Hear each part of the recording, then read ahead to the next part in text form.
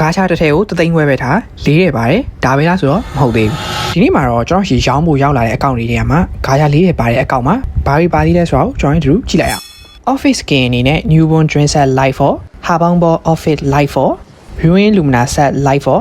Dream Sliver Set Light for တို့တွေ့မြင်မှာဖြစ်ပြီးတော့နောက်ထပ် Office Skin အနေနဲ့ Happy Red Set Body Pass Setting Blonde Set Body Pass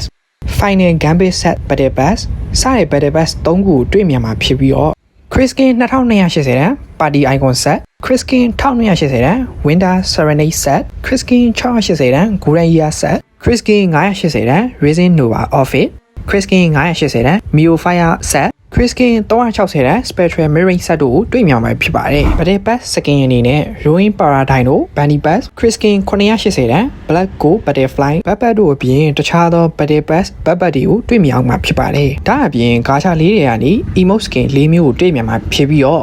မြန်မာငွေ8000ကျော်9000ဝန်းကျင်သုံးရတဲ့ Point Win Skin ကိုတွေ့မြင်အောင်မှာဖြစ်ပါတယ်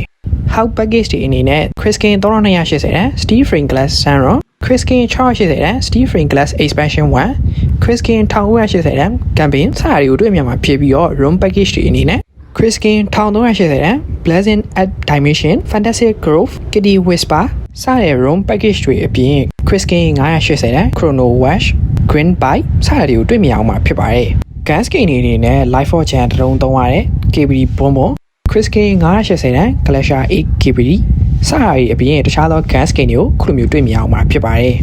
Profile လှလှလေးထားရင်တဲ့သူတွေအတွက် Dream Sliver Profile လှလှလေးပေါအောင်မှာဖြစ်ပြီးတော့မြန်မာငွေ9000ကျော်တန်း Astral Ride Bicycle တွေ့မြင်အောင်မှာဖြစ်ပါတယ် Collection Level အနေနဲ့130ထိပေါအောင်မှာဖြစ်ပြီးတော့ Legendary Gun Full Star 2လက်ပေါအောင်မှာဖြစ်တဲ့အပြင် 5 Star 1လက်ပေါအောင်မှာဖြစ်ပါတယ်